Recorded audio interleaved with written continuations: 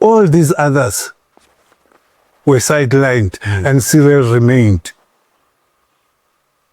Cyril remained. Mandela made it show that Cyril remained, was the main negotiator. And they are the ones who wrote this constitution that denies us a right to our land. Doc, because Monsieur doesn't hide that you sold them to whites. And at some stage I read online that you, Ramaphosa, you were apartheid police constable. So please, Ramaphosa, I don't know who chose you to be president of NC or of the country.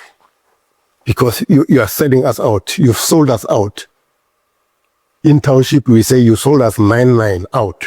Even today, this commission is appointed, the Mazanga Commission, is appointed by, it's a referee and a player at the same time.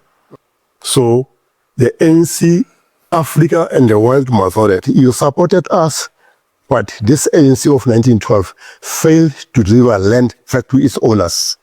I don't know why. Because they've been getting money from whites for years. Not only Mazanga Commission, we know we've been through so many commissions. From Exile, all these commissions being appointed by the ANC. There was that James Stewart Commission back in 1984. Its findings were not known to the public until 9 years later when Mutswangeno Commission and between Mutswangeno Commission and the James Stewart Commission there was Square Commission, Douglas Commission. All these commissions, they are just a talking shop.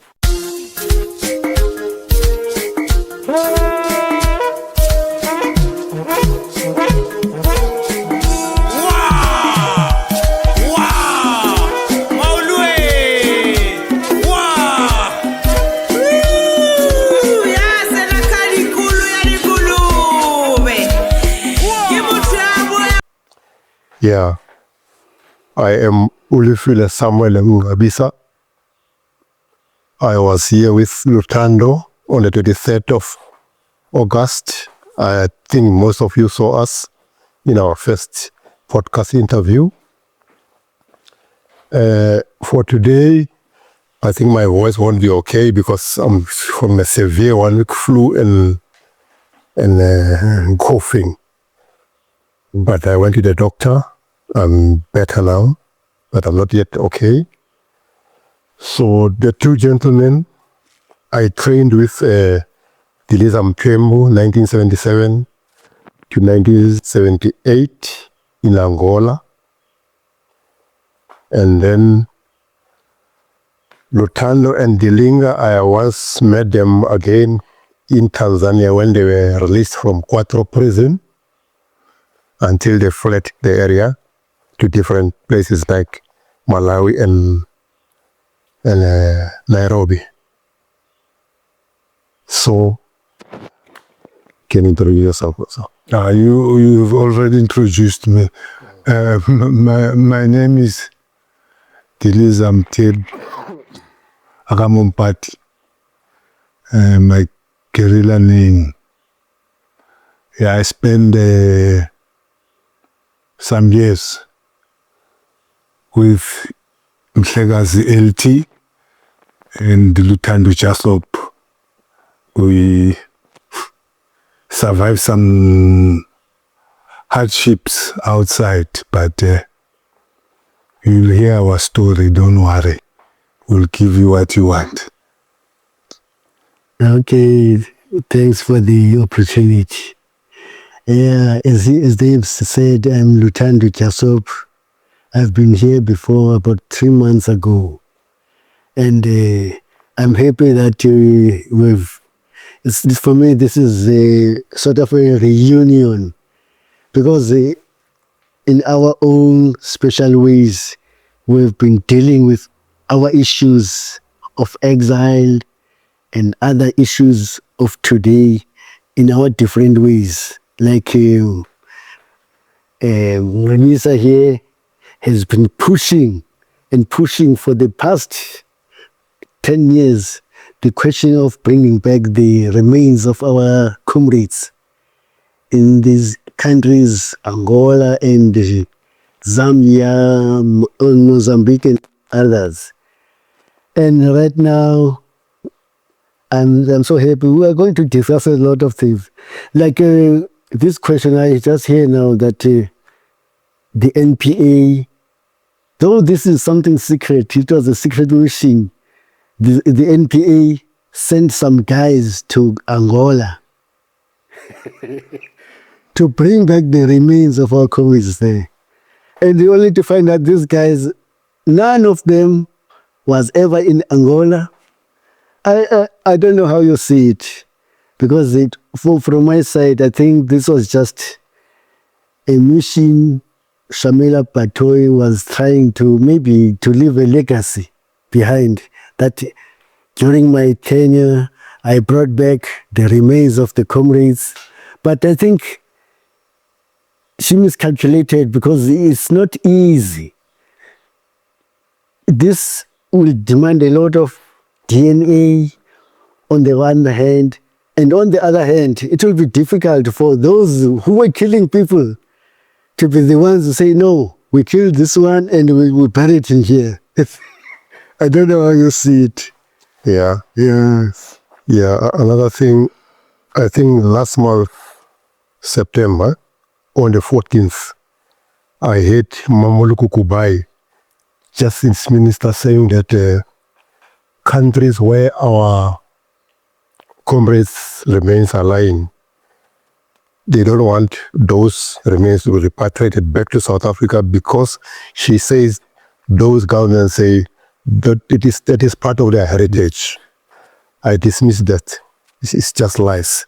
They are afraid to fetch our comrades who were killed by insecurity in Angola. But one way or the other, we are going to force them to fetch those comrades. I think Bogoto criminals must be involved to go and pinpoint, plus ex-Quattro guys must be involved to go with NPA to go and pinpoint the graves, because our comrades, ex-Quattro guys, were forced to bury those guys after being killed by Bogoto. So our comrades, ex-Quattro guys, plus Bogoto criminals must go with MPA, not MPA alone. They want to resolve this problem. And also, we urge you, Shamila Batoy, that after you brought those remains back home, you must call a press conference and tell South Africans and the world how these guys were killed, who killed them. Yeah, this one is a difficult one. This one, I think it is true. The South African government is just trying to manipulate things, claiming that those countries, they say that's their heritage. No. These guys, they've got families here, and their families wants to know what happened to them. And we said it in the Truth Commission that most of our guys, they are lying in the lands in African countries where we were, Tanzania, Zambia, Angola. I think even Uganda. And people were killed. People were killed, were executed. And it has been known. And they were buried there. And I think they have to bring them back. They need to be brought back so that their families can have a closure. Yeah, so that their families can have a closure. Our Roland, our Mahiro, our Stop, those guys were executed. And some of us, they thought we were going to be executed. That's why they fought because we were the first group of people who fought the ANC within. We were the first. And the ANC, we showed everyone that the ANC is corrupt, even since from exile, the ANC was corrupt. The ANC has been corrupt. But we're surprised, even today, they continue with corruption and still lying to our own people and saying they must vote for them and so on and so forth. But well, this is our history. We'll try to change it. Yeah, still on this question of bringing back the remains. I remember just here in Maseru, there were our guys during the Maseru raid who were killed there along with the civilians of Lesotho. You know, our guys' graves are there. Their families went there. That is happened in 1983, but after 1994, our government promised those families that we will repatriate the remains of your guys there. There was a documentary, and you could see these families are complaining, crying, saying, no, but it's been years now. Yeah. Those graves are identifiable. All the government needs is just to provide all the logistics, the bureaucratic parts, and let those people repatriated. But it took years till now. So those people don't have closure. So now we're talking about people in Angola, so far away. Oh, when we couldn't bring back our remains of our guys just here across the Caledon River in Maseru. You see now, and of course, really, this corruption is the one we were fighting against, which ended up with us being incarcerated in Quadro.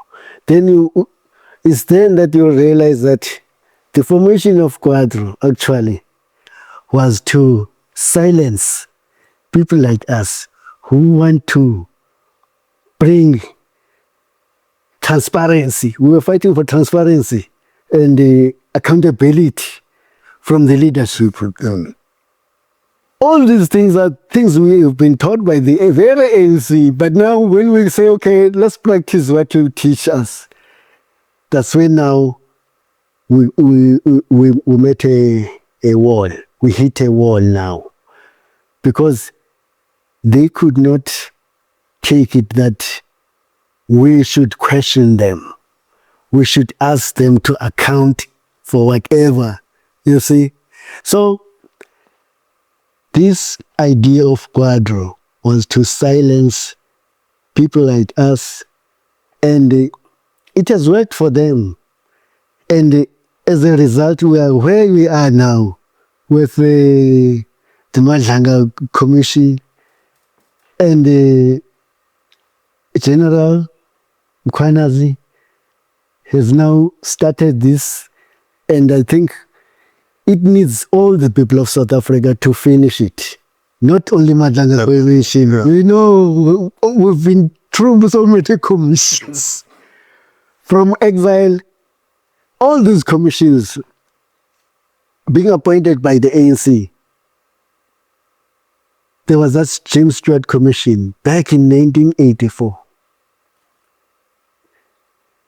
Its findings were not known to the public until 9 years later when Mutsuanyelo Commission and between Mutsuanyelo Commission and the James Stewart Commission there was Square Commission, Douglas Commission. Oh. All these commissions, they are just a talking shop just to delay. And you see what we are going to see now. As far as I'm concerned, this it's a delaying tactic. And all these people who will be fingered by these guys who are appearing in the commission, they still go scot-free. You remember during this Zondo commission, people like Novula Mukonyane, Malusi Kikawe, Kwede Mandash. But South Africa is quite another country where you can wake up and listen to Novula Mukonyane talking as if she's somebody who's got the interests of the people at heart. Malusi Kikawa, these guys are inventing themselves now. They are now still heroes, still leaders. I say, South Africa is it's until we realize the powers that we have as a nation that we can use these powers in a right way, like voting out the ANC. But on voting out the ANC won't be enough if we do not deal with issues like accountability. If people from local level, if the local councillor does not account to the people as to how he's using his money, and I cannot access him and say, hey, sorry, councillor, what is the budget of the year? And how are you intending using this budget? That transparency, that accountability that we were fighting for back there in Angola before we were incarcerated in Quadro is still needed today. Yeah. So, also adding something on General Mkwayi. Like South Africans, we exiles highly respect General Mkwayi for what he has done. He has opened a can of worms. So we respect him, especially where he said our judiciary, sub-stop brass, and politicians are captured by the underworld syndicate criminals. This is very bad. Our country nearly went. We say thank you, General Mkwayi, for saving this country. We will support you because we know a lot about the ANC. Today, I want to tell South Africans that we in exile were led by ANC apartheid paid spies. The international community financially supported the ANC for years, not knowing that the ANC is girlfriend of the apartheid National Party. That is why in 1994 they got married. But the marriage collapsed because it was based on ANC selling black South Africans to the whites. And I agree with Pastor Shadrach Sibiya, who says they are white snakes, referring to the whites. They are white snakes. So the ANC must account why ANC politicians were in cahoots with crime syndicates, underworld crimes, not just shooters, criminals, underworld crime syndicates. They must tell the people why. Because our country nearly went. We're ruled by criminals. Otherwise, ANC MENA selves. I referred to it as a mafia organization for many years. It didn't start today. Long. That is why when we objected, they locked us, they created ʻkʰonto prison, they locked us up. So ANC is a criminal organization. It's not a liberation movement. It's a criminal organization. Period. Yeah. You know, it's true. The ANC, in fact, the real ANC was infiltrated as early as 1940s. As early as 1940s. So you could see, you remember, that's why I say sometimes I don't respect people like Oliver Tambo, because he knew what was happening in exile, but he made himself as if he doesn't know anything. And he stayed in London with his family. But I remember you remember that show, Felicia Mabuza Shuttle? Yes. I remember the wife of Oliver Tambo saying they were living in bushes, been bitten by mosquitoes. Whilst it was us. Those kids, they don't even know their language. They know only English. They've never lived in any bushes in Africa or Angola. Understand? Yeah. Tambo was a president. We were called terrorists by the British. Yeah. So it's something that you find yourself, people like Bo Francis Meli, they were recruited from London.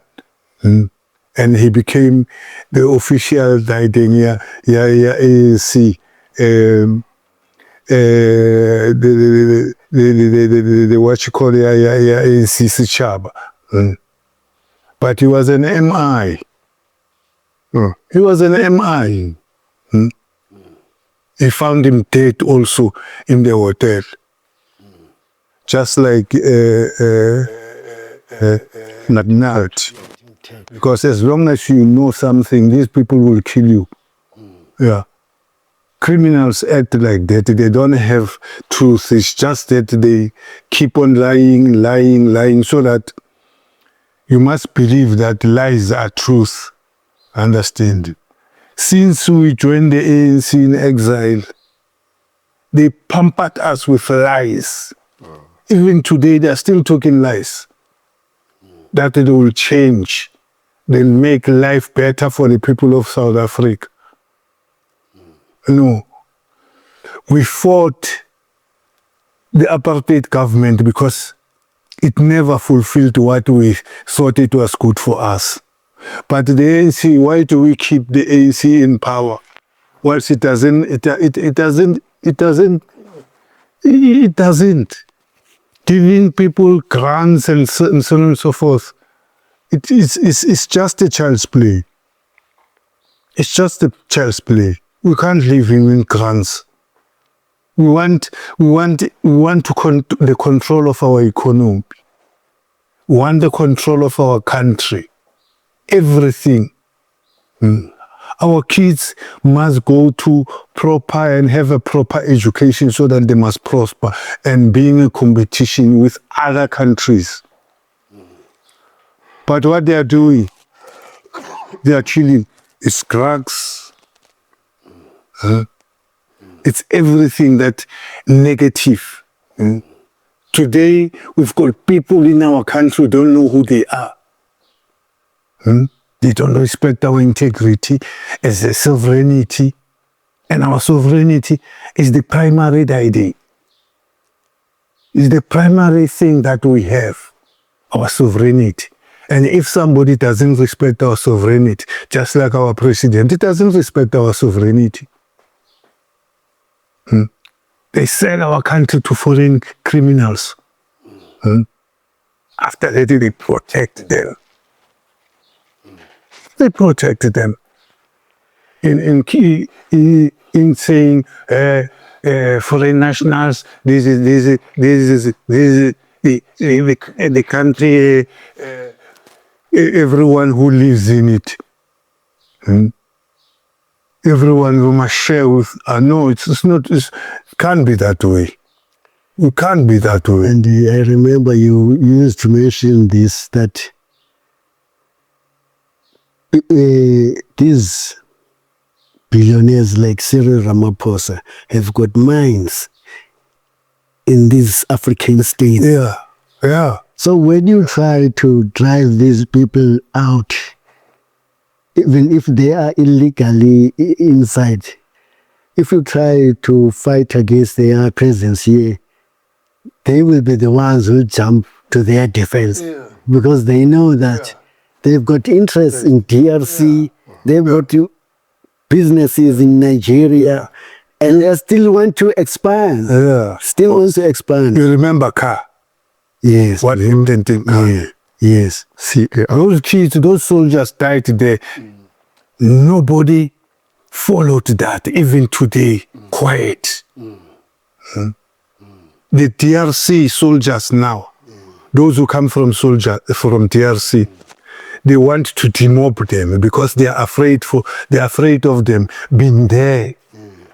You know, if you are in a war, you have to have mechanism where there have to be things like counseling, you understand, for people who were in a war situation.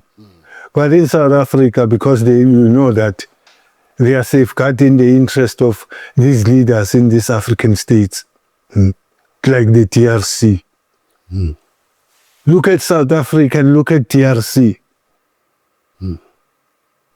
Why DRC is not protected by those countries that are near DRC? South Africa comes from very far south and goes.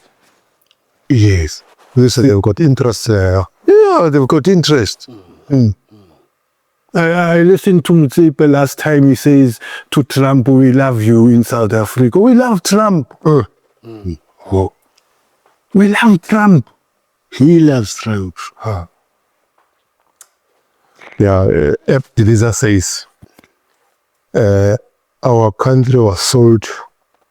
Let me put this one. South Africans, especially our children and the generation after us, I don't think they know that in 1652, Exile Prisons arrived here at the Cape. Yes, criminal soldiers occupied. Just switch it off. Let's switch them off once, Sorry. Don't worry. Okay, continue over it.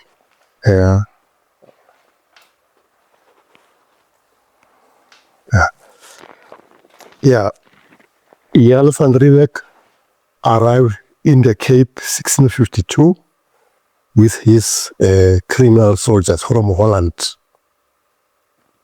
We committed untold crimes in our country. So the ANC was formed 1912. The mission was to deliver land back to its owners, we black South Africans. But because the ANC was in cahoots with apartheid, we normally failed to deliver land back to our people, black people. Today, as the river says, they sell our land to foreigners, illegal foreigners for that matter. Whether legal or illegal, these people have got no say in our country. They must go and fix their countries there. We know that some African countries hosted us for some years. I can count them, very few of them. We can't afford to host millions of Africans in our country. They demand free medical aid, medical assistance. They don't buy electricity, they don't buy water. They occupy buildings by force, and the ANC government say nothing. Now GNU is also quiet because they are looking at their salary. They are afraid Ramaphosa, when they talk, Ramaphosa will chase them out. So all GNU guys, DA, whatever, they are looking at their salaries now. They are quiet. They don't talk about foreigners. Instead, even this toothless Human Rights Commission is used to attack Operation Dudula, Operation Dudula, ex-deport, ex-repo, and what is the other? There are 4. We say to you, go on with your work, protect South Africans. By chasing them out of the hospitals doesn't mean you are racist or you are whatever. We sometimes use against you or xenophobic, as they say. In Ghana, when Africans are chased out, that is not xenophobia. But in South Africa, it is xenophobia. Why? So I say we can't host millions of Africans here. We were very few, we are not even million in African countries. And we had our own doctors, our small clinics. We only go to their hospitals under emergency, serious emergency. But they come here, some women of Zimbabwe cross the border pregnant,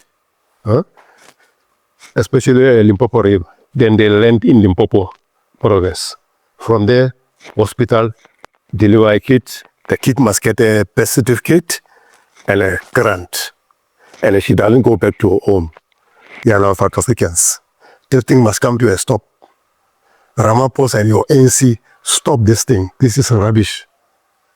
We don't agree to this because we fought hard for this country. We suffered for this country. I don't know where were you in 1970s, Ramaphosa. In fact, Ramaphosa, let me tell you straight. Your father was apartheid SA police.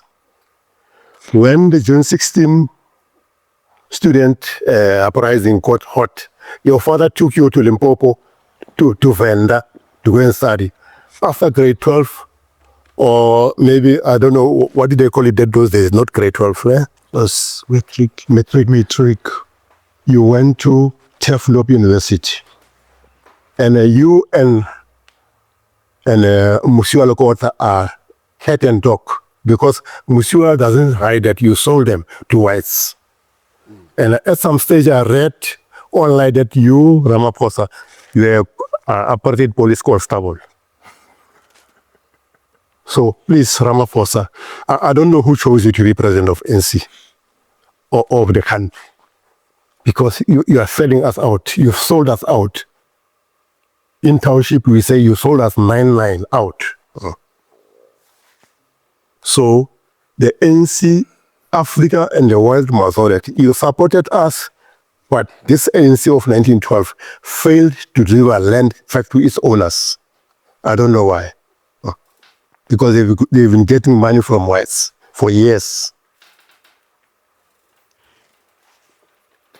Yeah, the constitution of the country, remember, it was drafted, it was a cut and paste. Constitution of the country, South Africans don't know the constitution. But in most cases, when the government try to protect or defend itself, they will refer to the constitution. The constitution which was cut and paste. Because they took something from the constitution of the Afrikaner, of the apartheid system. And you remember it was Cyril and Rudolf Meyer. That is why the question of land even today is not being resolved. That we must pay for our land to get it back. It's a system that has been created that we take them to these talks, talk about talks, the grotesque and so on and so forth. The grotesque and so on and so forth. When even Chris Hani said, when they told him that you must renounce violence or armed struggle, he said, this is what they wanted me to sacrifice of selling the land. He said it that I will never. Because the following day in the morning, he saw Mandela, Rolf Meyer, Alfred Denzo, F.W. de Klerk declaring that everything is okay. After some few months, Chris is been removed from Orlando where he was staying because they knew that Janus Walus will never enter into in Orlando. They took him to the racist place, Boxback.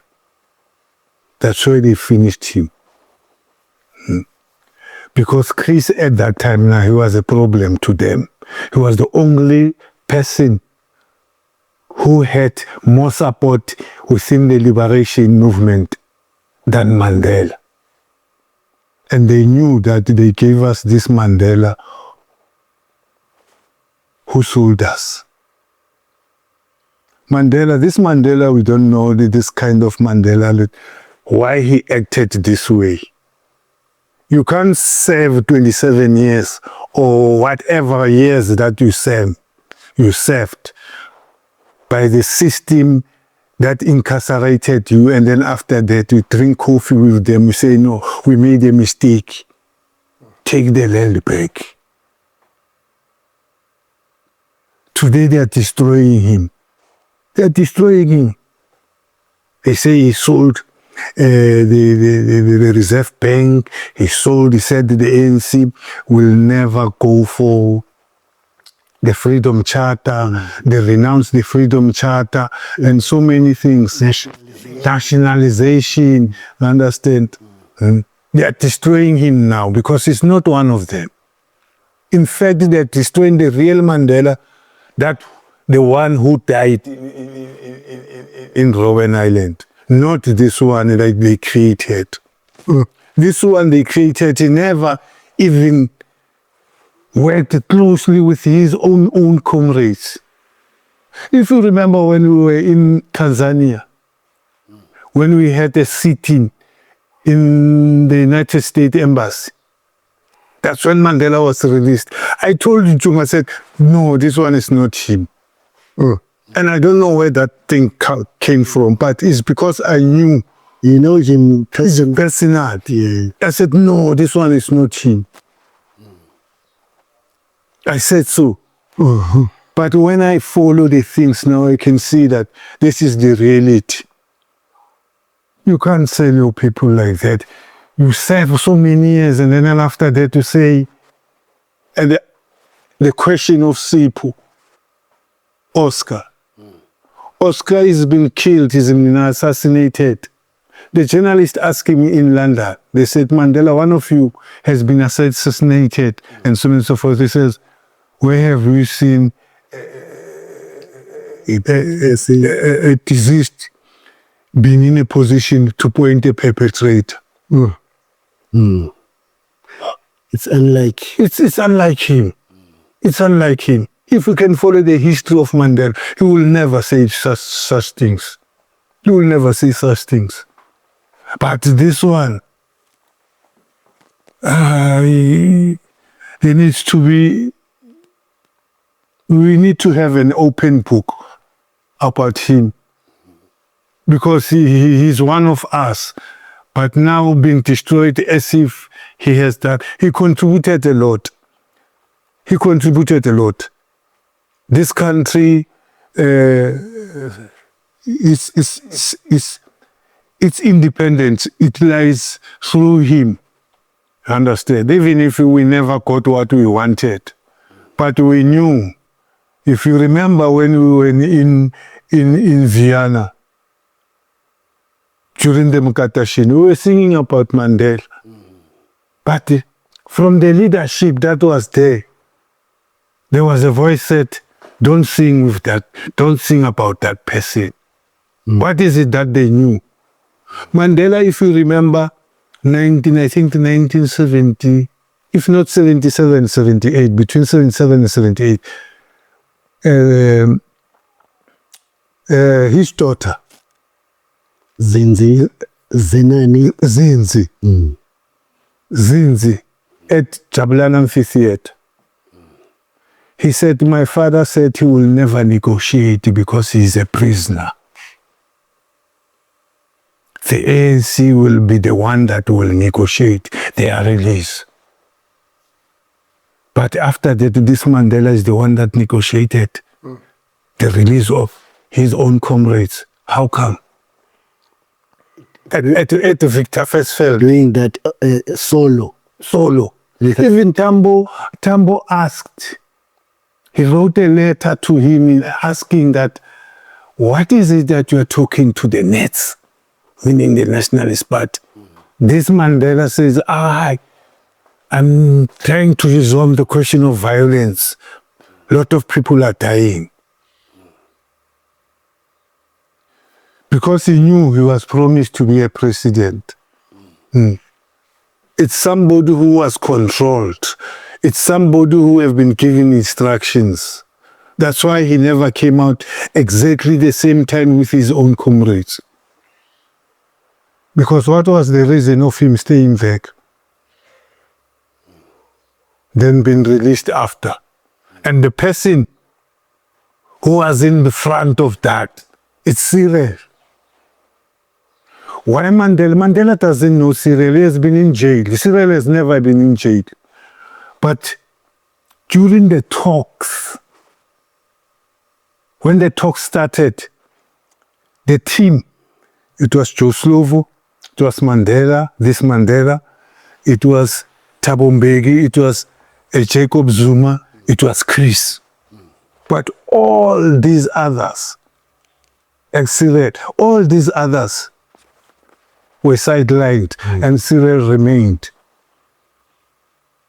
Cyril remained. Mandela made sure that Cyril remained, was the main negotiator. And they are the ones who wrote this constitution that denies us a right to our land. So, even today, this commission is appointed, the Madlanga Commission, is appointed by, it's a referee and a player at the same time. They will never talk about Cyril in that commission. They will never, because if you remember the there was never a police investigation into the Pala issue. But people are being accused of stealing something that has never been in our system. Why our courts are acting, our judicial system is acting like criminals. Because how can you charge somebody when that case, the very same person never reported it to the police? They never reported it to the police. It's only that guy who did it. That it is a case, and the case after a long time. And then the rumor is I understand the sofas, the couches, they removed those couches. You can't find them anymore. Yeah. Yeah, because at that time, we, the public, we were not sure whether this guy has got a political motive behind, because we knew that he was siding with Zuma against Ramaphosa, the one who came up with this Pala saga. Yeah. So we found ourselves in the middle. We didn't know whether to take this case seriously, to take this man seriously, or this man is playing with us with a political agenda against Ramaphosa. Because you remember that time, we still loved him, Ramaphosa. We were hoping that, with this Tumamina, he's going to come back. We sent him, we're going to come back. Yeah. But I'd like to raise one thing about this thing you said about Mandela agreeing with the Boers. I'd like to be a devil's advocate. Yeah. Let's say the way our struggle unfolded, actually, we did not militarily, we never really started fighting the Boers or the system. militarily we failed. And that was our weak point. So during the negotiations, the enemy on the other side knew that we were having this weakness or this we're having this weakness of not having overcome them militarily.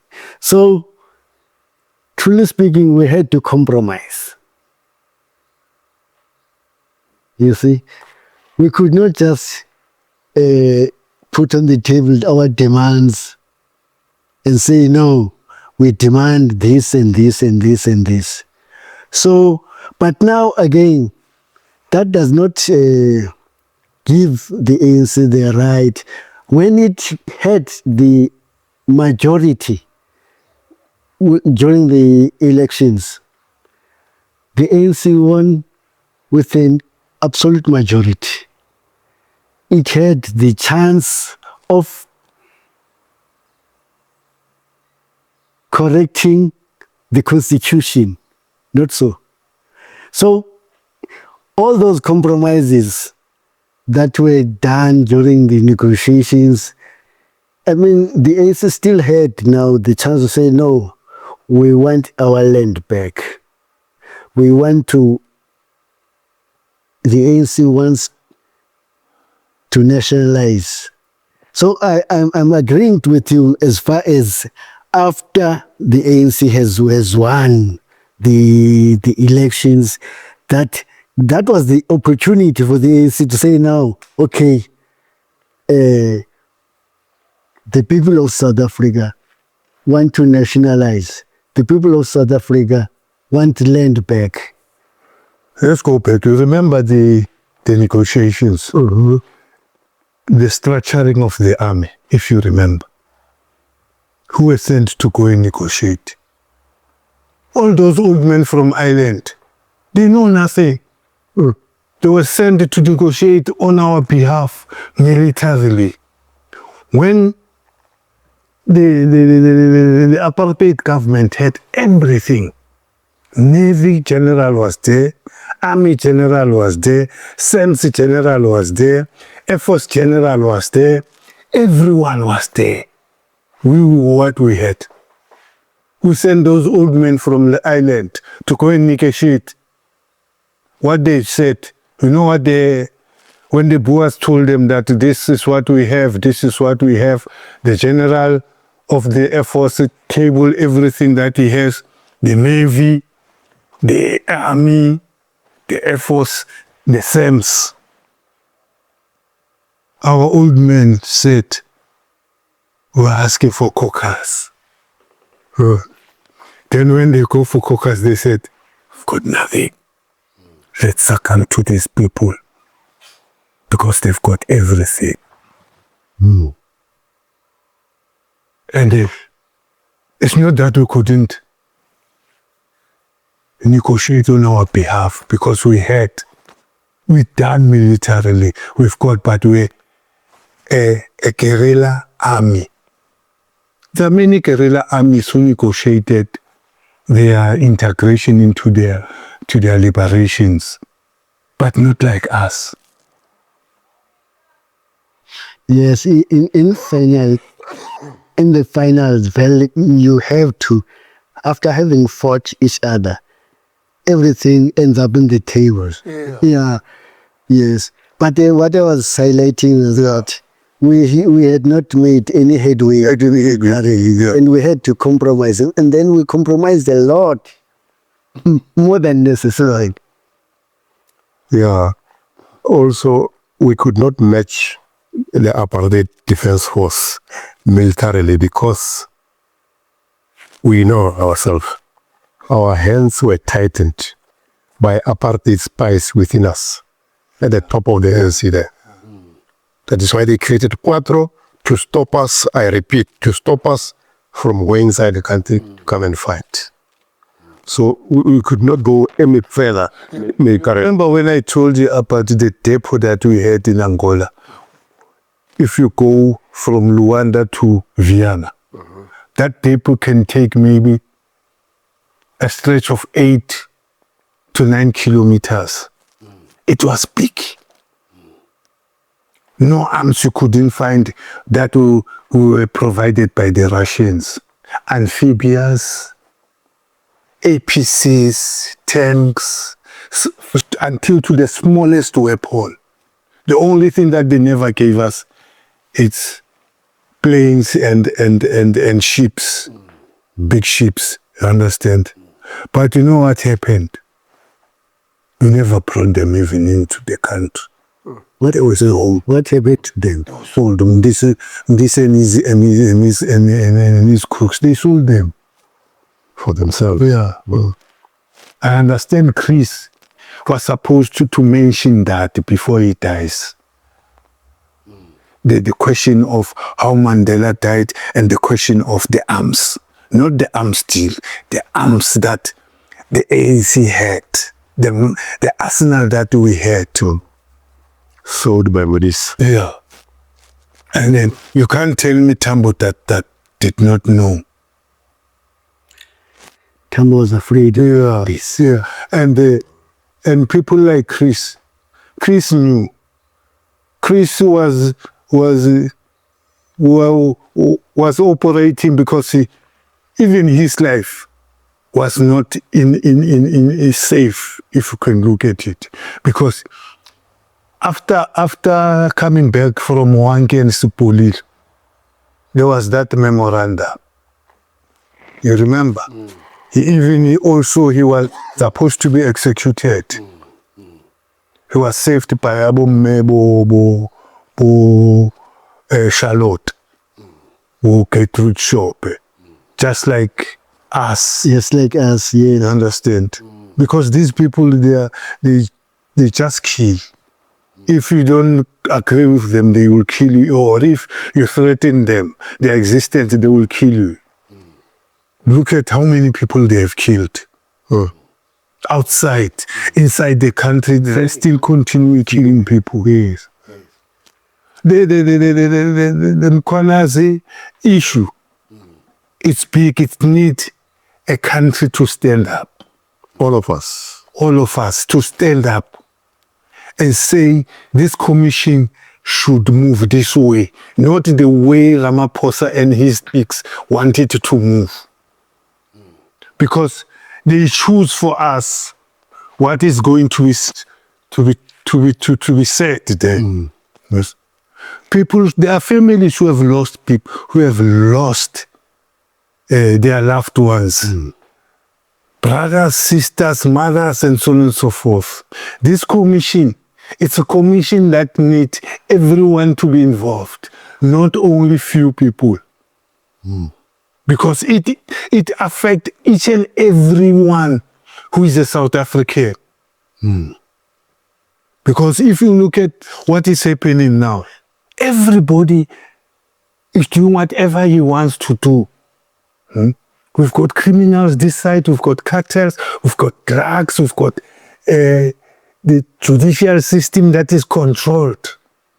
It can't take even a decision. What is this? The ANC is controlled. I heard you talked about the Human Rights Commission. It's foreigners who are there. Yeah, I was coming there. Our education system, foreigners. Our medical department, foreigners. Everything there's a foreigner. There's foreigners and some of these, they are not scarce skills. Because we've got such people, we've got doctors who don't work. Who've graduated. Yeah.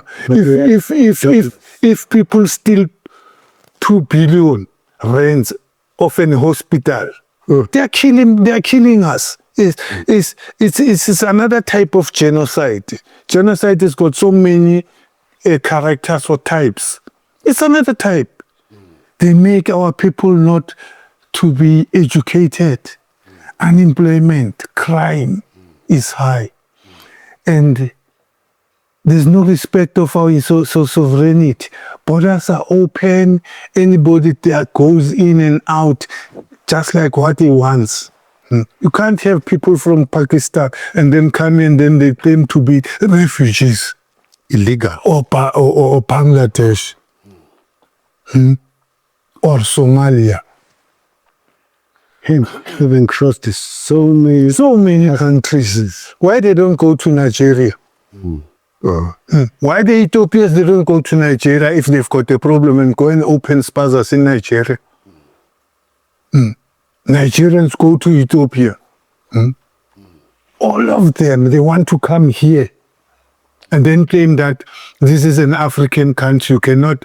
There's no foreigner in Africa. You cannot say an African is a foreigner in Africa. No. You must fix your place.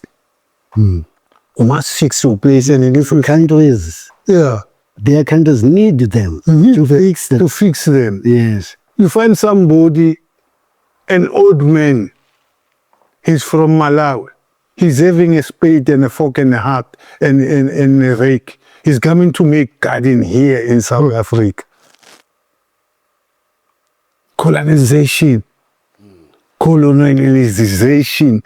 It has affected us in such a way we can't even understand who we are as Africans. This guy Traore, it's what God gave us. And we've got so lot of Traores here in Africa. These old men, they must just shift. And we need dictators to fix our continent. Our continent needs dictators. Somebody will dictate. Who will make it a point that to us democracy is crime. Democracy is unemployment. Democracy is poverty. Democracy it's all these negative things. You cannot tell me about democracy. These are the symptoms of democracy. Democracy is what we have experienced. It's crime, unemployment, poverty, and so on and so forth. These are you cannot tell me that democracy will share, will do what. No, the land in the first place. If people have land, then there's nothing you can argue about. Because land is the richest thing that can uplift the life of any nation. If we've got land, because that's where we're going to do everything that we want to do. Now we can't do anything because we don't have land. You can't claim anything, we can't do anything. We are poor. Yeah, I think the whole thing is that, as we know, the ANC was highly infiltrated. I don't know if you still remember, in 1992, I came back 92, Joe Mamasela, ex-MK, publicly said, after the boss turned him to be Askari, they every month send him to Lusaka to deliver payroll checks for ANC apartheid spies. And I don't know, did Oliver Tambo not detect this? That every month there's some checks coming from apartheid. Where was he? Was he blind or what? I was not blind. Top 6. Top 6. The top 6 Mandela talks about. Yeah. There's who else talks about. You can't say Tambo is not in the top 6. Yes. Yeah, there's one thing I want to read here, no? I got it online. It is written, the great star of Africa is the colonial one. A pear-shaped brilliant cut diamond weighing 530.2 carats, which is the largest flawless, colorless cut diamond in the world. It was cut from the 3 1,106 carat Cullinan diamond ever discovered, found in South Africa in 1905. The Cullinan one is a key part of the British crown jewels and is set in the sovereign scepter with a cross. The Great Star of Africa Cullinan one was formally presented to King Edward VII on November 9, 1907 at Sandringham House in England, after the government of the Transvaal colony bought the Cullinan diamond in 1907 and presented it to the British Crown as a gesture of loyalty. The diamond was transported to the United Kingdom using a clever decoy tactic, with the real stone sent via registered post in an ordinary parcel. So it means the British in 1907 stole our diamond, weighing 3,106 carat, still lying in the United Kingdom, our diamond. So ANC sold us to the British and to Jan van Riebeeck, and Jan van Riebeeck descendants, the Afrikaners. In fact, I declare Afrikaners to be foreigners in my land. They belong to Holland, not here. And why the ANC don't teach our children this history of Jan van Riebeeck? Why in the school they are not taught about that? They will never give us the real history of our country. You must remember, the history of our country has been written by the enemy. So we have to write our own history. Our memories must be our history. The people of South Africa have got memories. They know what happened. It's their history. This is our history. Our memories are the truth, not lies that we listen to these people telling us lies every time.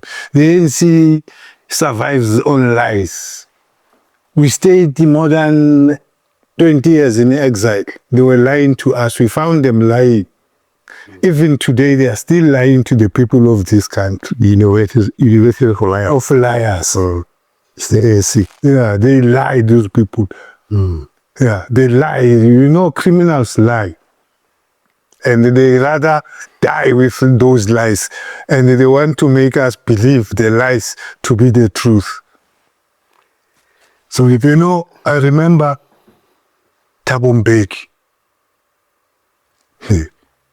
Mbeki, I was in the defense force at that time. Mbeki was the president after Mandela. You know, we had this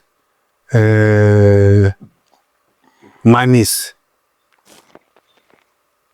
The ANC instead, when we came back, you must remember the ANC, they never talked about budget. Even when we were in exile, we did not know. Even Thomas Nkubi, we did not know. He was the Treasurer General. We did not know how much donations do we have, but we know that it was Lord, because all the Scandinavians and the European countries, they supported us financially and otherwise. ANC was one of the most, they would say, one of the most richest national liberation movement. When we came back, understand we came back, we had about $82 billion. And we were never even more than 40,000. We were never even more than 40,000. That money was meant for everyone in the ANC for resettlement. For resettlement. Not the way we are today. That money was meant for us not to come and disturb the people of South Africa for their taxpayers' money. that it's like in Namibia, if you see Namibia, SWAPO, they were given land and so on and so forth. They build those big houses for themselves and so on and so forth. You understand? Because they acted correctly. But these criminals of us, they never did that. But they made a mistake because when we were in the army, they gave us leave days off outside. So they wanted that money to be integrated into our pension. And it will never, because pension, it's something that you work as an employee and an employer contribute and you self-contribute to make a pension. That money was meant for, would say, is compensation. So they gave us the days. But now they realized that if we have given them the days, we must give them their pay. So we would ask how much. But let's leave at that. We even went to the pension house. Because in the system, in the defense force, it was reflecting. But according to years, maybe if you were 10 years, you'll get so many. If you're more than 10 years, you'll get so much. Others were about 5 million, others 10 million, others 6. Was different. But after that, the system was shut down. That's when the pension, you remember the pension, the pension house, they started investing our pension and so on. That was when they were starting to eat this man. We've got mushrooms of billionaires. People who have never worked. They were in prison, but they are billionaires. People who are in exile, they are billionaires. Just like these ones, most of these black, they say they are billionaires. They were given that money by Thabo Mbeki because he was afraid. You remember when he said they wanted to coup, they wanted to hit him with a coup. Yeah. That was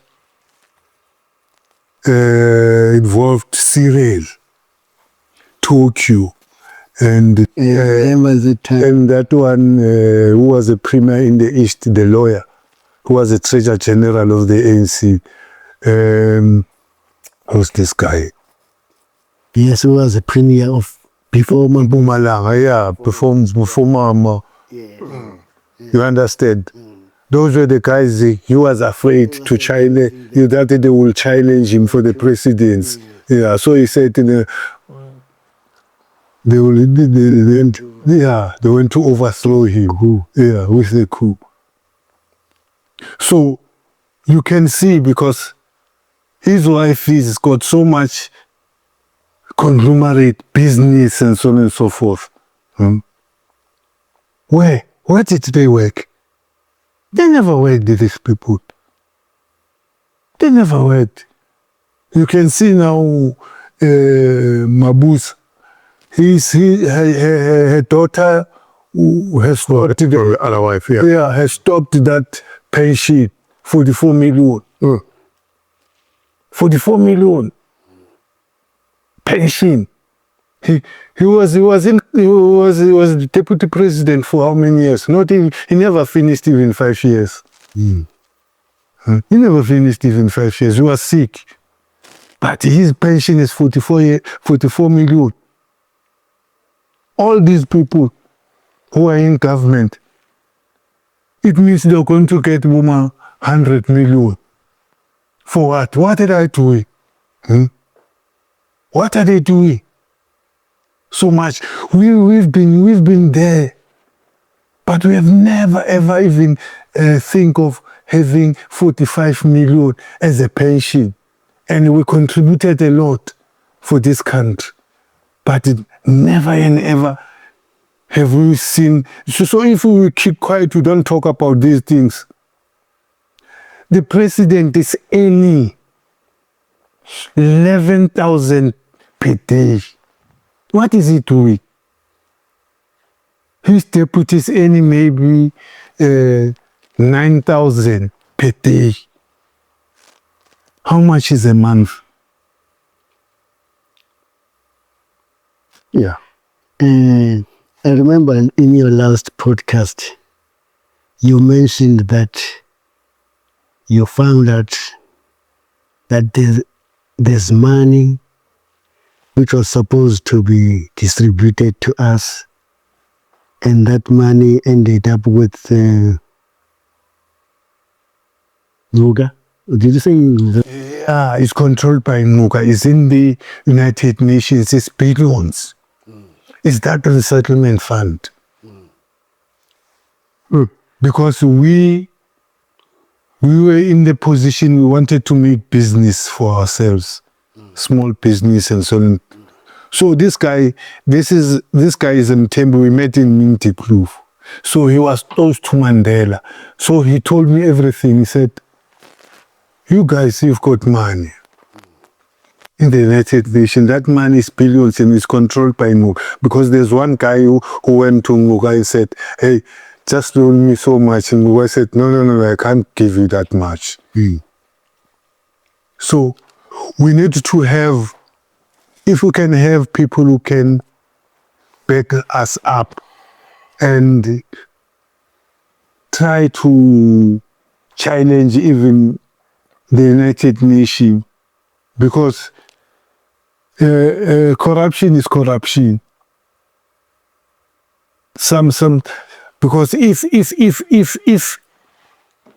if other countries or other liberation movement did got that money, why us?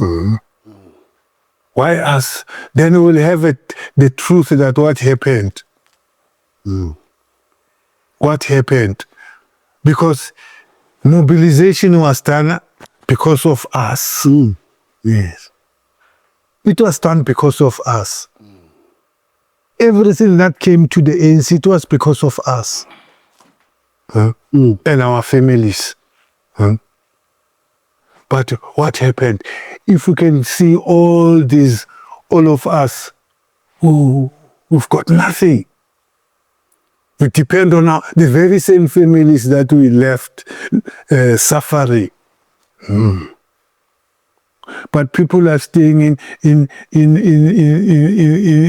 mansions. They tell us this house is my nephew's house, or it's my niece's house of 19 to or 20 something million. Where have a young man of 23 have ever worked to accumulate such money? Now they come up with these things of you invest 4,000 and then after that you accumulate so much, because they don't want us to see what are they doing. So people must concentrate on becoming rich that way. Even the president is promoting that. Hey, people need work here. They need to work for themselves. They need to develop this country. Not about this what we call them, this investment of you invest 4,000 and then after some time it's so much. You never work, you just sit down and then if it's like that, why the government doesn't invest for each and every family here? If it's true. They give people 350. They're giving people 350. That money is a lot of money. They can create a job for about that money rather than giving people 350.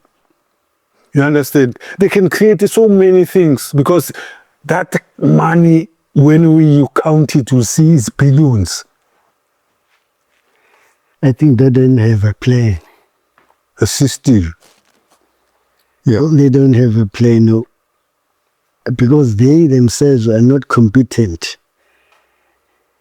Let's talk about this cadre deployment. That is where the trouble starts. And they talk about the cadre development. Cadre deployment Yeah. and cadre redeployment and redeploying this guy.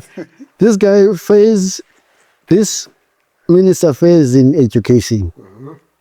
Let us redeploy in the military, in the army. Just imagine, you failed in dealing with grade ones. Now you want to deal with soldiers, and you've never set a foot in any military academy.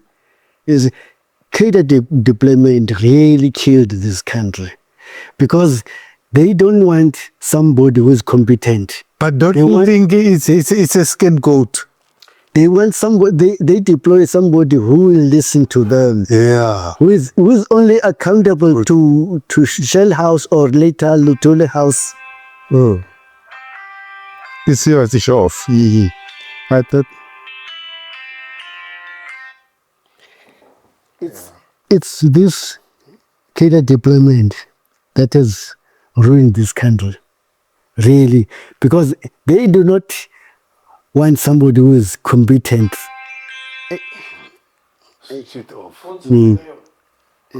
or Fire off. Yeah. Yeah, just switch it off. Yeah, it's off. Yeah. Because what they want is somebody who will listen to them, who will only account to Shell House, not to the public. That's why they made sure that from the start we vote for the ANC, but the ANC will be the one who will choose the leaders. I remember sometime... And that's not democracy. That's not democracy, really. We now listen to them saying, okay, in this region, we're going to... So-and-so will be the one responsible for this region. I remember sometime during the last general elections, I think it was somewhere in Mpumalanga, those people said, Ramaphosa, no, we would like, whether it was the local elections or not, we would like in this constituents of us to be governed, to be led by so-and-so. That's why we are voting for the ANC. And then Ramaphosa came and said, those people are up in arms, saying, no, you cannot impose a leader to us. Ramaphosa had to calm them down and say, okay, just calm down. After all these elections, your chosen candidate will take over. And the people, they agreed, they voted for the ANC. But that chosen candidate of theirs was never the one who was to be stated there by Ramaphosa. I saw Mabuya campaigning for the local elections. Mabuya, the one from Eastern Cape. Oh, Mabuya, yes. Mabuya. The premier. Yeah, the prim. He says to that guy is angry about the ANC. He doesn't want to do anything with the ANC. He says, no, you can't do that. You are old to renege from the ANC. Because some of the people who treated you bad, you'll find they are no more with the ANC, they are in the other organizations. Hey, Thought this. I said, Hey, that's it. lies again. yeah. Better liars, these guys. I remember my You know, it's true, ANC is led by criminals and cartels. And these people, we might not know, they campaign for the ANC because of gunpoint. This is possible, yeah? It's possible. Because how come you can campaign for an organization which is so corrupt, which is useless. You know, even Mbeki says the ANC is surviving because of the DA. Yeah. Just imagine. It's true. If the DA can move out of the jail, the ANC is fucked up. There's no more ANC. State. It's dead. The ANC state. And Ramaphosa, his mission was to destroy the ANC. So this Mandela, you could see there was an instructions that this ANC must be dealt with. You don't worry, going to be the president.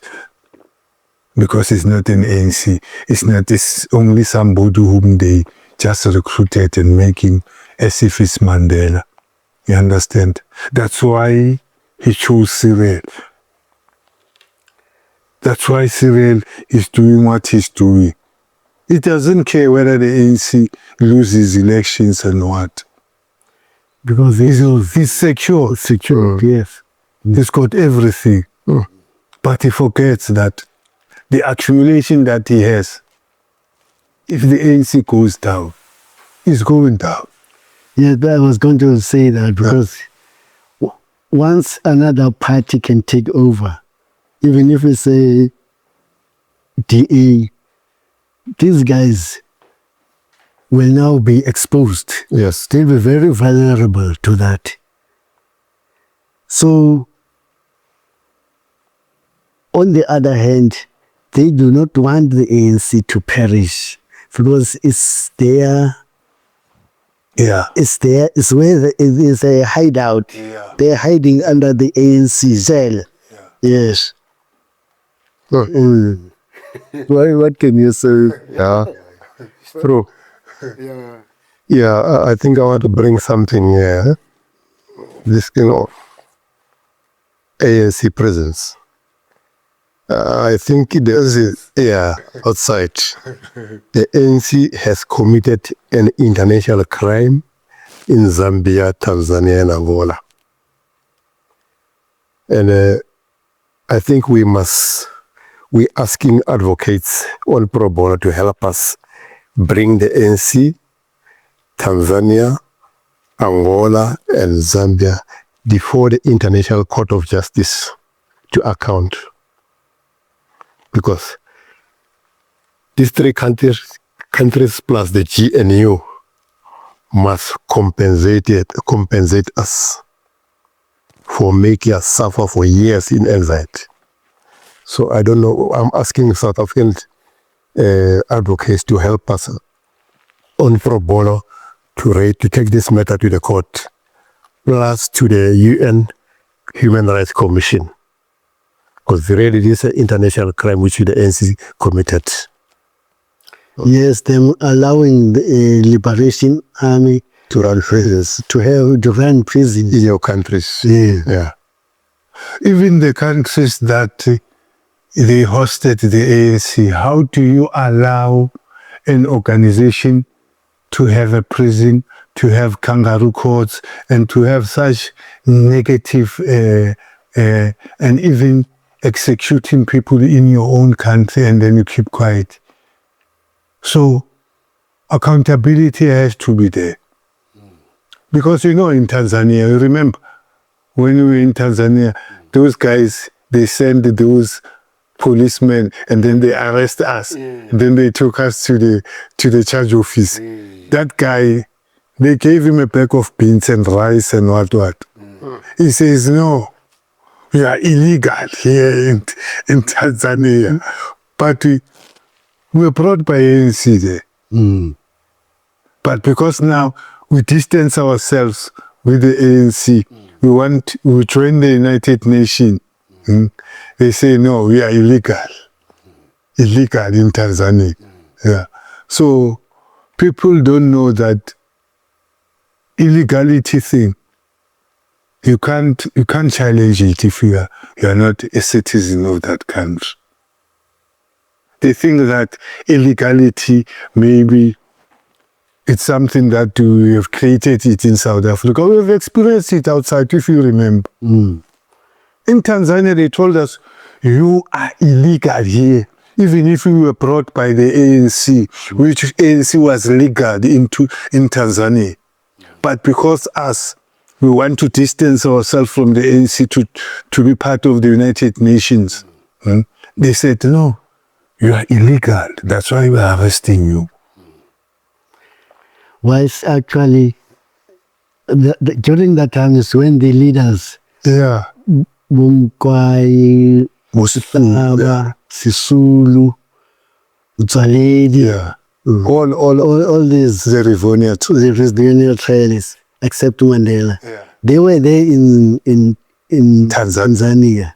So now they were afraid that we are going to have access to them and yes. But actually, you know what? We have succeeded in smuggling a document. It's a document to them, the Sisulu and others. So they knew our story. But what the uMkhonto did was to tell the police of Tanzania that, hey, those guys there, you must arrest them because they are a threat. They will kill these leaders. Lying again. And then we were released just when these guys were leaving. But after that, even before that, we put pressure on them by not eating the food. Then they said, we went on hunger strike. They said, this is becoming serious. Then they released us. But warning us that, hey, Mandela is coming, we'll have to arrest you again. That's so that we cannot access the leaders. Said, let them hear our side of the story. So really, when you mention that these countries, some of these countries are not afraid of being labeled as xenophobic. No, you remember in Zambia, Zambia at that time of Kanda said, we do not want any people from Zaire. Zairean people are Tutsis, they come here to steal, we do not fear. And there was no mentioning of xenophobia or something like that. There are countries here in Africa which do not want Nigerians at all. They say, no, Nigeria, stay near Nigeria. Don't come to our country. But we in South Africa were afraid. They are going to say we are xenophobic. No, I think it's the system. Our government, as we said, our government, they gain something out of this. They gain something out of this because there's no way. Our government doesn't protect us as citizens, but they use us to vote for them in power. In the reality, we don't have a government. We've got criminals. It's only criminals who can do such a thing. So we can't call them a government. Even if there are institutions like the judiciary, the police, the army. Look at our army. It's understaffed. It's under-resourced. The army. If you remember, this thing started by Thabo Mbeki when he removed the soldiers from the borders and put police. Policemen are internal security organ. And then the army are the ones that defend the integrity and sovereignty of the state. But he removed them because he knew. People don't... We could see these things because we were in the defense force. We were right there. Understand? We could see that this move is going to affect us in the near future. But today, he's keeping quiet. He comes up with this suggestion of this dialogue, national dialogue. That's another issue. National dialogue. No. We can't go for national dialogue. Why should we go for national dialogue whilst we know what our government is doing to us? You want us to tell you we are doing this to us? We are ngapa. No, there's no way. There's no way. It's not that they don't know what they are doing. They know very well that they are doing. So, this thing of national dialogue is just a waste of time. It's just to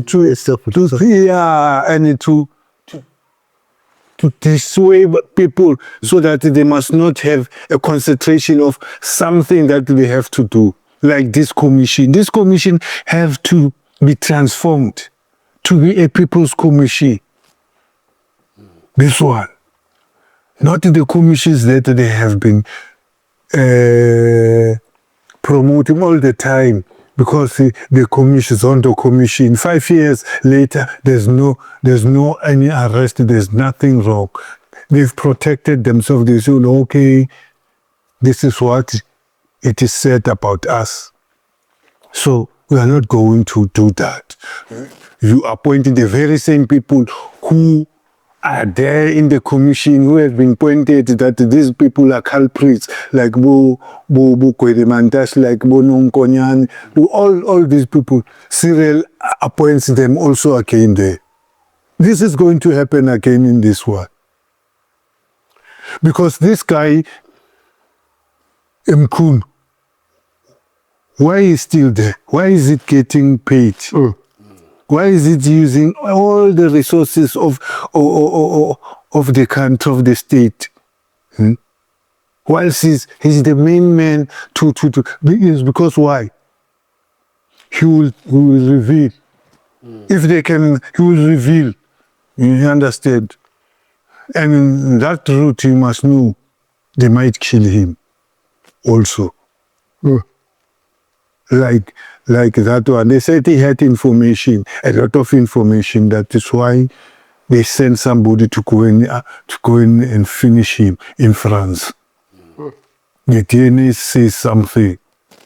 No one can fall from 22th floor and they cannot discover you. They discover you after a day of work or what. And the windows are sealed. Yes, the windows are sealed. Those windows, you can't just crack them anyhow. Why do you stay with information like this? They don't trust you, these people. They never trusted him.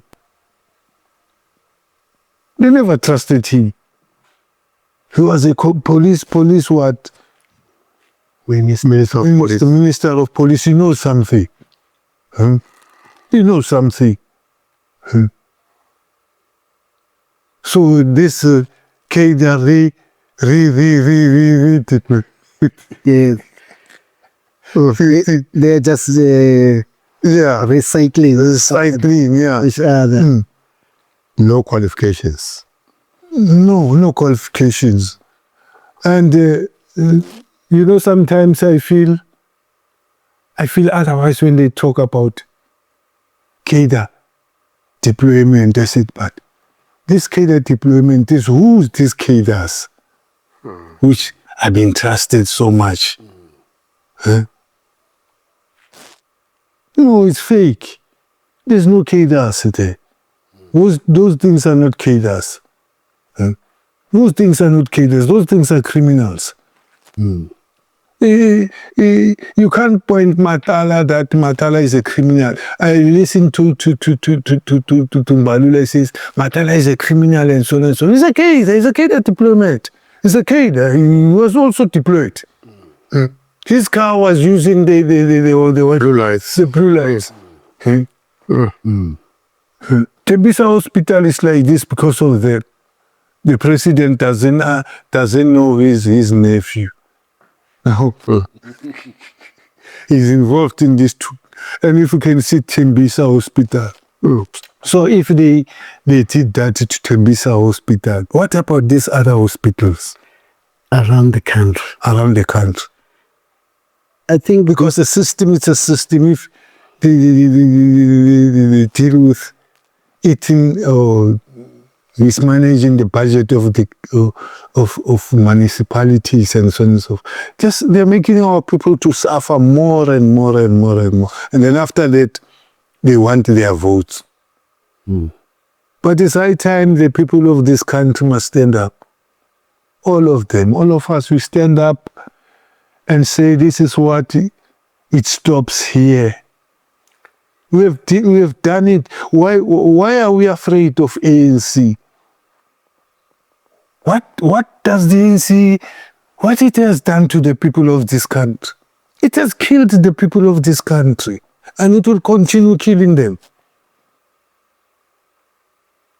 It will continue killing them. Don't you think the Umadlanga Commission must be extended to other provinces? Because right now it's dealing with this Gauteng. Yeah. It should be national. It should be national, and everybody must be involved. I think this is the better dialogue that you can have in our whole country, where we say this is what is happening in our country, and we have to get rid of all these shenanigans. You understand? All these criminals must be brought to book. Whether it's in government, whether it's the president, no one is above the law. No one. And let that not be just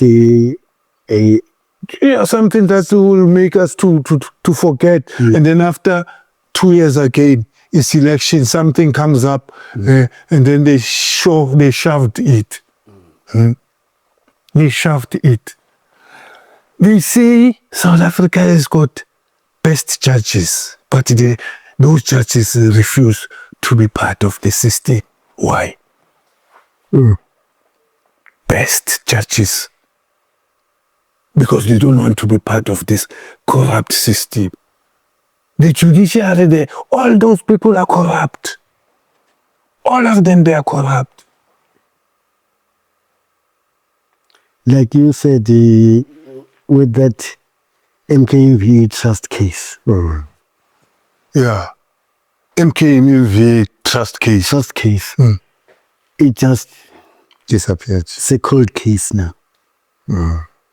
It's When actually the court found that these guys are Embezzlers. embezzlers of MKMV's funds. But it all just ended up in the smoke. Nothing happened to the case. Yeah. And that is money is owed to us as MK guys. Yeah, also on this one, I'm also saying here, we also ask South Africa's advocates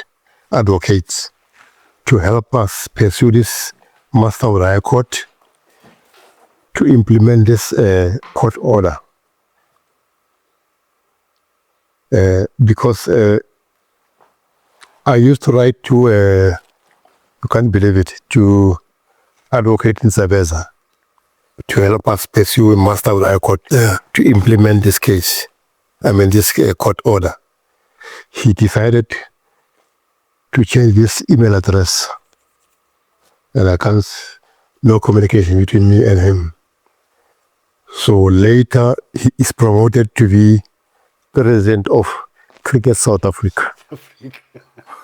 I think they told him, no, keep quiet, Ichimali. The whole advocate changed his email address. So I've got no communication with him at all. And he's the one who knew a lot about this case. This case, yes. Because he was involved in this case. Yes.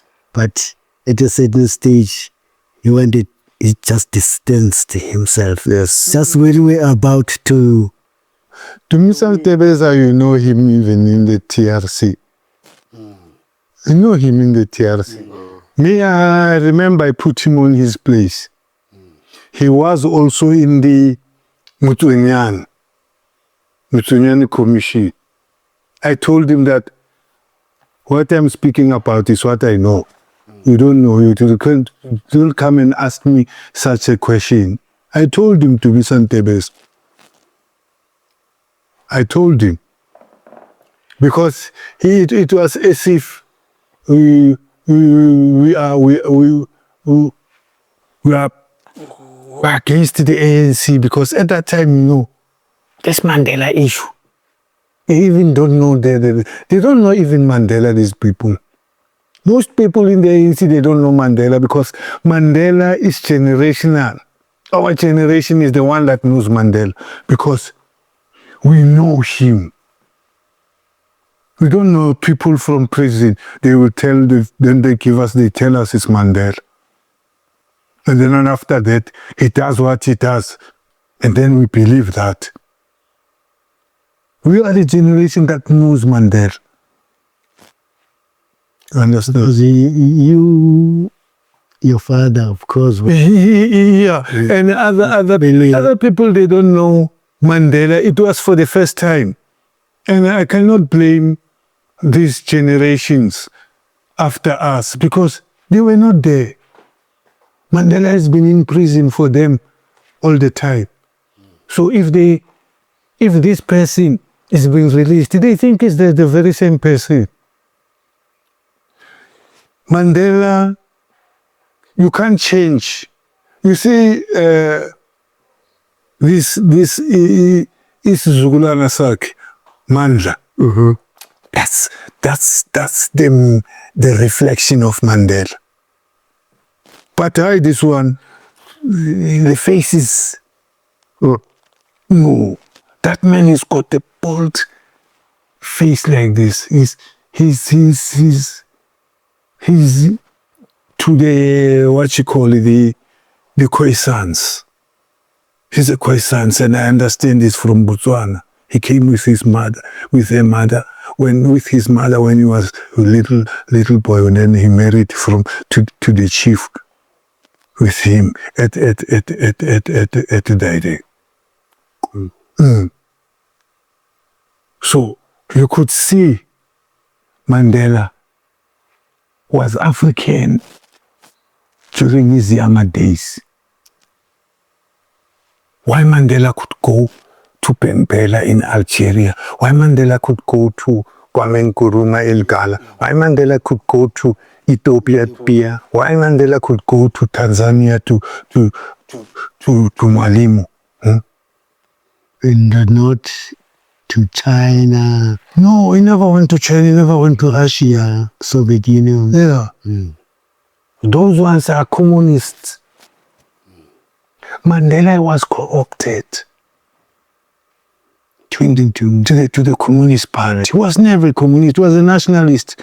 He's just like uMkhonto. Because at that time, there was that peaceful means of struggle. But the Jews are the ones who confused everything. Because they were banned in 1950. So what would they were doing all the time? So they must come up with something. Because the Jews were interested in the economy, if you remember. So that's why they connived with the Afrikaner.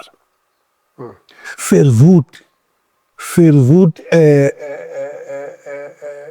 there was a guy, they say it's ice something, he's a Jews. He was the one who was the brain behind the Bantustans. That's why if you can see even in Israel what is doing to the Arab countries. In Palestine, they want to make those Bantustans and control them the way they control them, and they become the bigger state, just like South Africa during the apartheid system. It's not the favorite brain idea. It was the Jews. The Jews were a poison. That's why Hitler justified to kill every Jew. Because the Jews were poison. Even today, the Jews are poison. The world is like this because of the Jews. They couldn't control everything here. They were shelled. They control all the banks, all the institution. They control the money. Then this Mandela, he joined the Masons. Mandela to Thabo Mbeki. They joined the Masons. Mandela would never join the Masons. The real man. The real Mandela will never join the Masons. What do they don't know Mandela? About Mars Mandela. They think, maybe because they've got what we say, the Nobel Peace Prize. That thing is corruption, is to mislead. Because it's not fair. How can you give a Nobel Peace Prize? What's the criterion of a Nobel Peace Prize? Can't give it. But because they control the system, they will do whatever they want to do to believe that de Klerk was good for us. Because he released Mandela. He released a fake. He released a fake. After that, Mandela, when he dies, they destroy him, they criticize him. That he sold the Reserve Bank, the economy, the nationalization. He never talked about those things and so on and so forth. Because they knew that they are destroying not this one. They are destroying the very same essence of the real Mandela. That's why people now, they are confused and think that Mandela has sold us, because it's what Baba Nigeze Lepopo, Baba Nigeze yo.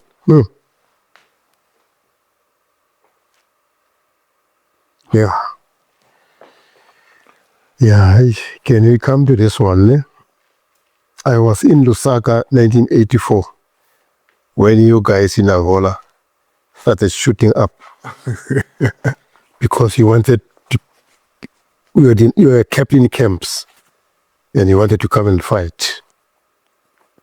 So also you told me that a number of Angola guys told me that Oliver Tambo deployed you alongside FAPLA, Angola Army, to fight against UNITA of Johannesburg.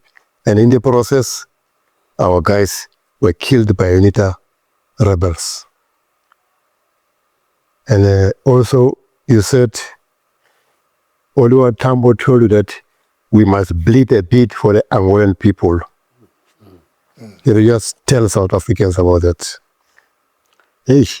That was painful, because when I was in Lusaka, Ndru Masonto was shuttling between Luanda and Lusaka, informing leaders in Lusaka about this mutiny, so-called mutiny. And then he also came to Chunga, Yellow House, where I stayed, to inform us.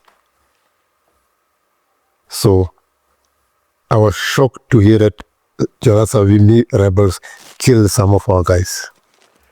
Because that was a wrong deployment. You know what I can say? I met this guy, Major. I don't know whether you know Major. Major. Major. The one is Major. What's up here? He's still alive. Yeah. But he was MK name is Major. Yeah, he was in the unit. Just love. Valdez, another one, Valdez. Yeah. We were discussing about this Nkata this war against UNITA rebels. Actually, we were sent there to die. Yeah. The ANC had come to a point when it didn't know what to do with us. When it said we must go there and fight, we were not fighting alongside the FAPLA. Yeah. They gave us a paramilitary just these guys were just given a crash course. Yeah. Over. Ordinary peasants. Yeah. Were given a gun and told how to operate it and said we must go and fight alongside those guys. I was with Major in and said, Major, we were sent there to die. What corroborates that is that when we came back, remember now, they're withdrawing us from that front. We are now in Vienna. They sent Fapa to kill us. Angola. Those guys, they told us, hey, residential guard. Regiment. Yeah, those are the presidential guard, Battalion 24, 24th Battalion. They are the guards, personal guards. And these guys are the ones who were dealing with the, remember that almost coup of NATO. Yeah. Alves, NATO Alves. NATO Alves. Yeah. Attempted coup. Yes. Those guys are the ones who suppressed, brutal. They were killing people in the streets of Rwanda, even in the hinterlands of Angola. That 24 How they ended that 11 November revolution. Yeah. They were sending them to us in a pre-dawn raid to kill us. Because we didn't die in the Eastern Front, now we have to die. You remember Fidel Castro? Yeah. Ask Oliver Tambo, how do you Keep trained soldiers. keep trained soldiers for so long in the camps, in the bushes? Because Castro, he gave us everything, gave us support, he gave us training, gave us everything. Send these guys inside the country. Yes. That was the main mission. But this one, he strangled this war and then keep it there. Because he knows who was he supporting. He knows who was he supporting. These people knew very well at that time that they are going back to South Africa, they are going to get positions and then they are going to get this. So this army, this MK, it's a threat. Must destroy. Because they must destroy it, it's a threat. That's why the defense force co-opted us. We never integrated. There was a co-option. And trained us also. Yeah, and you come there with your rank. You are facing BMET, British military advisory training, what. And then the Afrikaner. You're sandwiched. Yes, there was one of us. I remember. No, it doesn't do nothing. It talks. It doesn't know you. Me, myself, it was Parker. Yeah. I think a colored guy. Who doesn't know you? He doesn't know me. And then the Zambian army, they ranked me as a major. They said, no, you are not a major. Private. They start me from private. Just imagine somebody. And on the other hand, Jesus says he's finished appointing officers. And we are still there. We still to face the process. The process. Yeah. So you could see that we're being swallowed. Yeah, we're being swallowed. Yeah. Even the Transkei Defense Force, Defense Force, they were better than us. They never went through this process. Yeah. They were never questioned. Because they're from the Defense Force of South Africa. So really, as you say, something was started there because these people did not want us to fight the Boers. Yeah. They hated us. Mm-hmm. As you say, the leadership was highly infested with the Boers' spies. We, the genuine people, were the ones who were pointed at as, yeah, you are spies, you are spies. You know, there's one thing, it affects me very, very bad.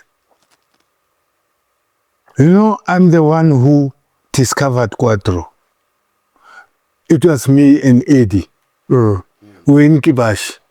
So, you know, food in Kibashi was that tea stuff, rice and what. So we wanted something, fruits. So we went to look for bananas because that's the plantation of bananas. You know, Quattro, it's a plantation. It was a plantation. It's not something that it was a prison. It was a plantation. They changed it. Yeah, they changed it. So we discovered it, me and it. And then we went to the camp.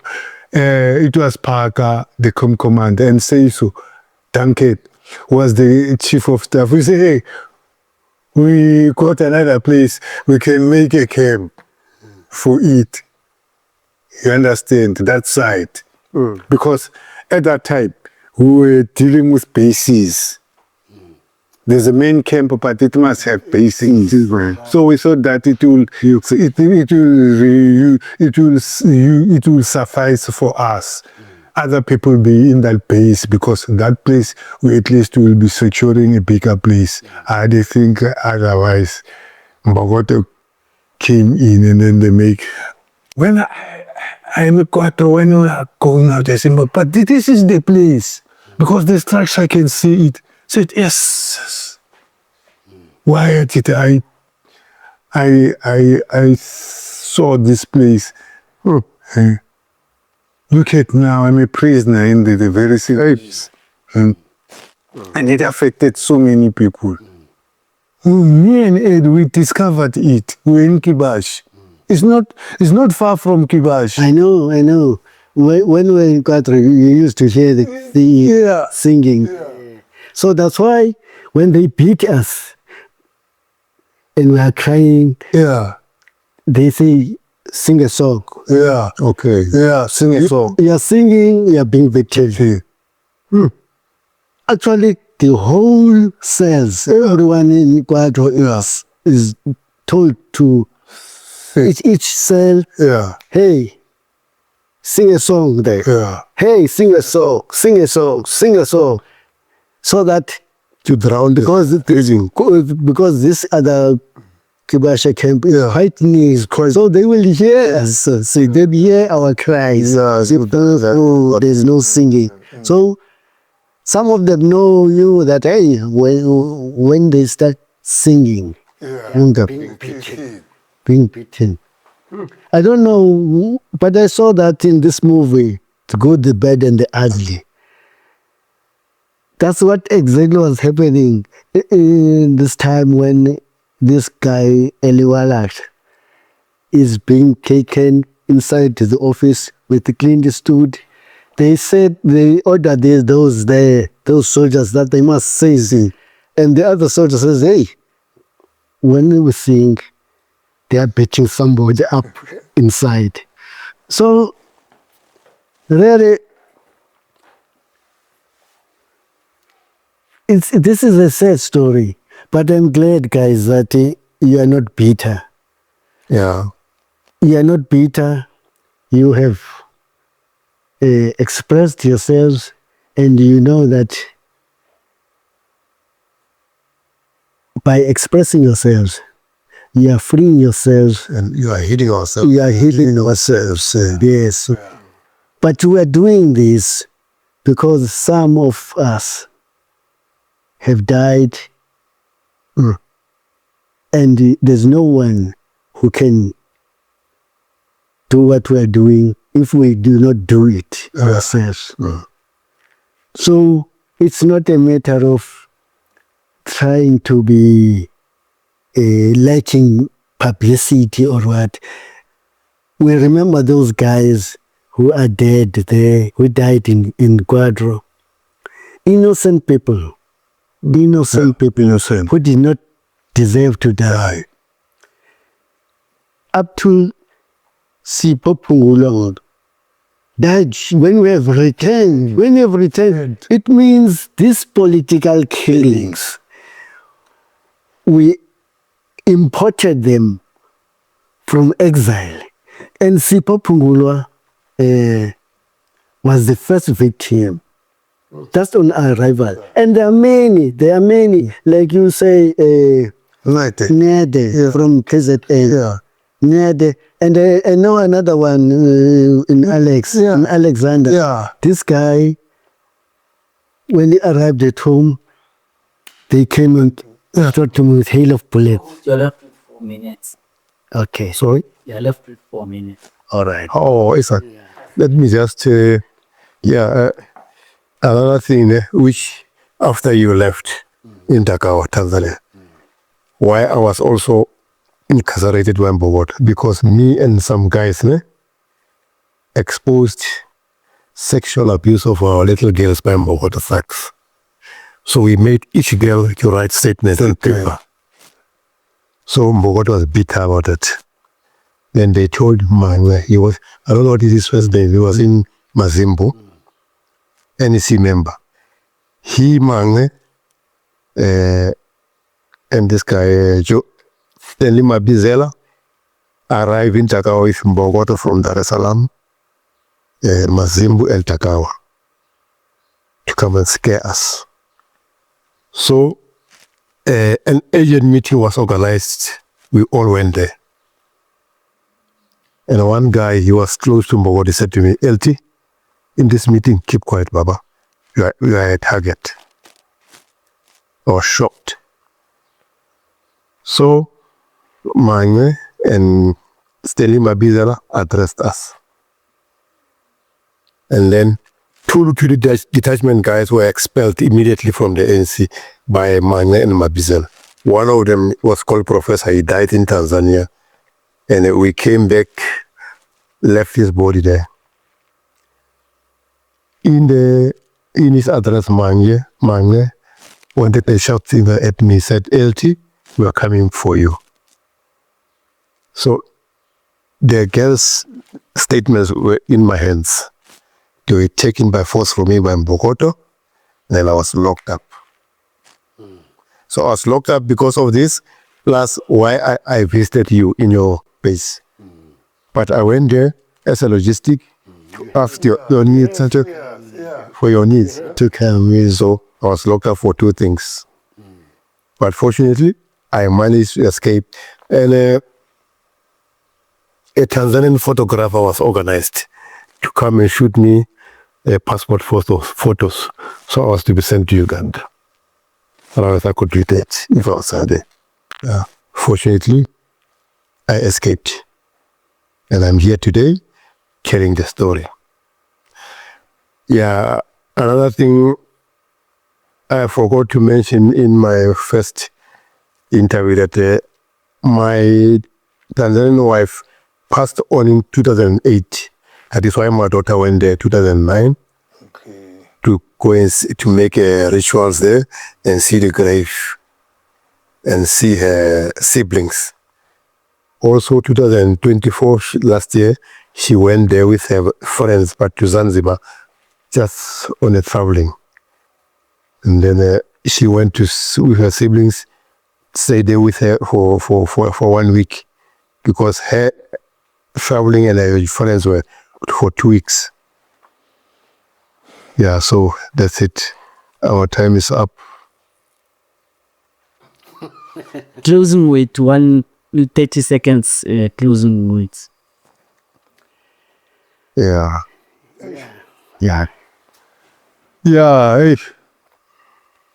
We're just thankful for this process, that at least South Africans must know what happened, because there are still families that still grieve, they want closure.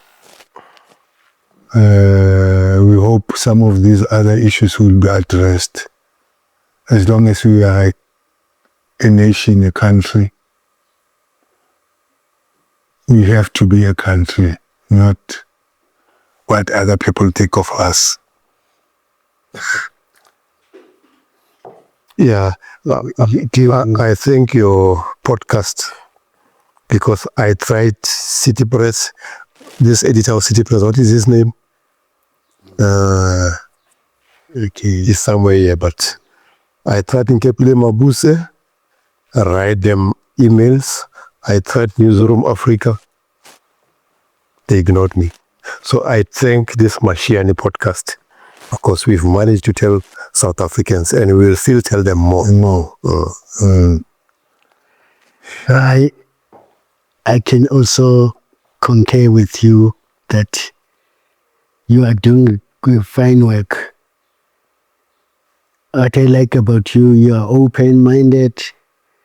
You welcome people from various thoughts, and we say continue with that work. Please invite Casrills and ask him about Quadro, because he is the only surviving guy who's been to Quadro. And you know what? What is Soros? I know, I never saw him in Suluzu. Oh, he never there. Okay. Casrills wrote a book about John Lise, Commander and Comrade. That book, from page 1 to the last page, no mention of Quadro. Can you believe that? Please ask Casrills next time. Thanks a lot, Mashian.